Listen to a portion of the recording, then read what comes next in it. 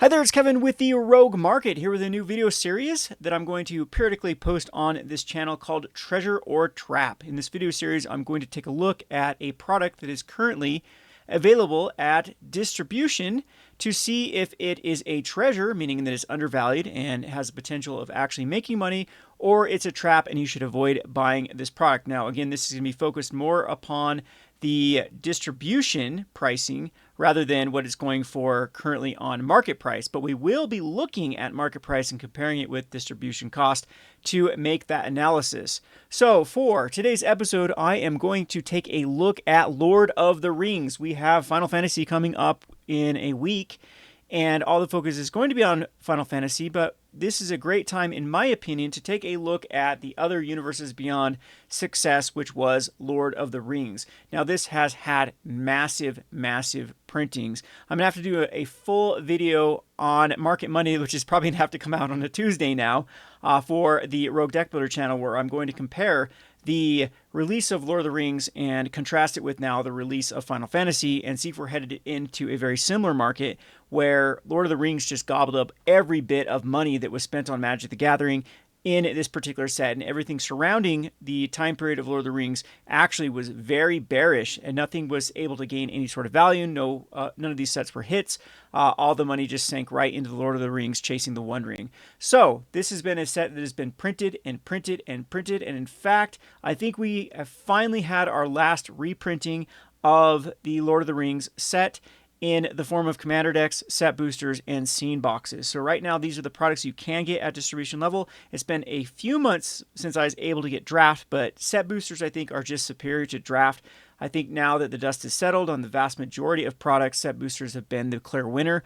It was the age-old question of which one would age better. Would draft age better because of the nostalgia of maybe people opening up a draft booster because they want to draft it with some friends, or is the collector's market trying to get the value out of set boosters superior to people wanting to draft it? And I think that we found the answer to that now, and it is definitely set boosters. Now, of course, that can just be laid to rest now with play boosters, but with this time period, I think that if you are going to compare a product to hold on to long-term or add to your collection, I would say almost all the time it's going to be set boosters over draft boosters. There are a few exceptions where set boosters from particular lines just had terrible value in them compared to what you could get out of draft and the price you could get in on the draft. So anyway, without further ado though, we'll talk about Lord of the Rings, which is still available for these three products. So, Universes Beyond Lord of the Rings set boosters are currently going for $170. The distribution cost of these is $160. So there is a little bit of a spread that you can make from buying at distribution and selling. I think after fees it gets eaten up, but typically when the price of a product goes above the distribution cost, that is always a good time to look at a product to see how much supply is left and see if this has any chance of actually going up further. Now, what I like about this is just a week ago, these were going for about 160, 165, and now we're up into the 170s with not a lot of sellers left in the 170s, and we're more realistically thinking about these of being in the 175 range. If we click over to page number 2, we are starting to get up into 180s. If we look at the total supply of these that are left on TCG Player, there's just 274, and there is on average being sold 10 per day. And a set that is old as Lord of the Rings, this is still very hot for a set to be sold at 10 per day. So we can always click on the view more data, and you can see there was 4 sold today on the holiday. The day before though, on the Sunday, there was quite a few of them sold, and then the day before that, there was actually a lot more because of someone buying a full case of Lord of the Rings. So is there any value in Lord of the Rings? Well, it was going up for the total value of the set and has started to come back down. I think this is going to be a trend with Final Fantasy coming out, that Final Fantasy is going to gobble up all the money, and we're going to start to see a bearish market for everything not called Final Fantasy. And I don't think Lord of the Rings is the exception here, but it might still be the most opportune time for sealed, because what I am predicting is going to happen is Final Fantasy, being a known IP, is going to get people into collecting Magic the Gathering cards, and then people are going to gravitate to other things that are familiar, and Lord of the Rings is another IP that I think after people are going to collect Final Fantasy are going to kind of work backwards and start to collect in the Lord of the Rings. So I'm really liking the set boosters for that. However, I do not like the total value that is in the set boosters from Lord of the Rings. As you can see, there's only a few cards above $25. In fact, there's only 3 cards over $25, and this is a premium price product. So comparing this to even something like Aether Drift, there's not a lot of value in Lord of the Rings, but I don't think that that is going to affect a lot of people just buying to collect this or open this. Something I see locally here at my store, this is a pack that continues to get opened. You still have the fanboys of Lord of the Rings. You still have people that are chasing cards because they want to finish off sets or want a particular card from their commander deck. There's still always that mentality. The casual would rather what we call fish for or gamble for a card rather than actually just buy the single. So I think Lord of the Rings has that going for it. And these set boosters at 170, I do think are quite the bargain. And then getting them in them on the 160 is also a very, very good opportunity. Now, a little bit of transparency. There is only one distributor that has these left. However, there was a last chance or last call that was issued by Wizards of the Coast for distributors to restock these. And I would assume that most distributors are going to take advantage of that and are going to stock up on Lord of the Rings before it does go out of print. So I wouldn't fault you right now. You probably do have a little bit of time before you can get in on Lord of the Rings. And of course, there's going to be so much money tied up into Final Fantasy that we could actually see prices slightly go down after release. And maybe that would be the opportune time in. But if you are getting them from me or other places that allow access to distributor pricing, I would not wait on these. As I stated, there's only one distributor that does have these left, and I am unsure if there will be restocks in the other 5 distributors or 4 distributors that do carry Magic the Gathering. Going on to the next product that is available, this is the Lord of the Rings Lord of the Rings Commander decks, which came in a set of 4, and they are going for about $175, and the price for these for a complete set of 4 at the distribution level is also going to be $160. If you look at the sales data, this is something that continually sells quite frequently. It's actually sold a lot less in the past few days, but if you can see on the 516, there were quite a few of these sold. In fact, I made an entire page of 516 sales for Lord of the Rings Commander decks. Now, this is a phenomenon in Magic the Gathering that happened within the last year or two, where I remember Kamigawa and New Capenna era, Baldur's Gate era, Commander decks had to have value in them to justify the purchase of people buying the decks. And that has just flipped on its head, where it makes no sense to me, no rhyme or reason, where the casuals have really had an appetite for Commander decks. I think it's just the convenience of Commander decks where you don't have to start from scratch.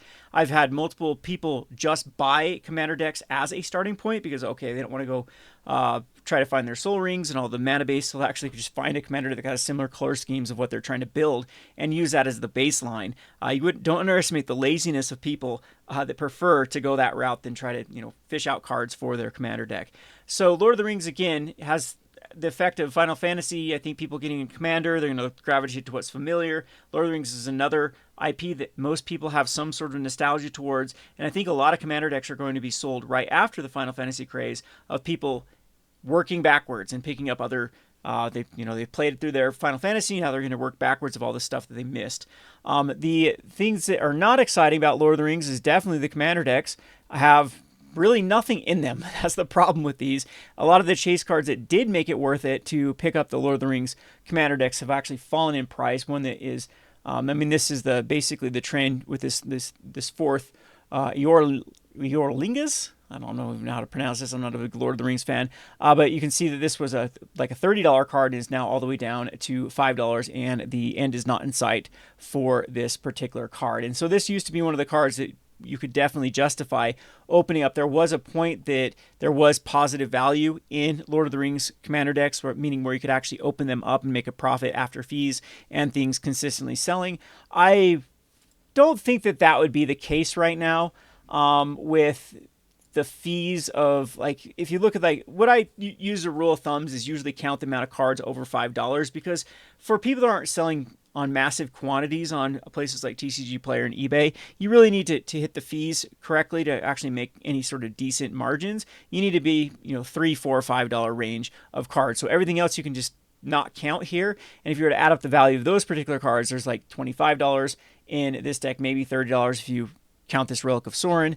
And then this one's even worse with the Riders of Rohan. There's really nothing. The Door of Destinies of Vanquisher's Banner, which are also available in recent Commander decks that have affected the price. I don't know if they're going to go down even more. And you can see that fourth Iloringas Eeyore Lingas that has gone down from that huge price tag. And again, there's no end in sight for how low this card will go.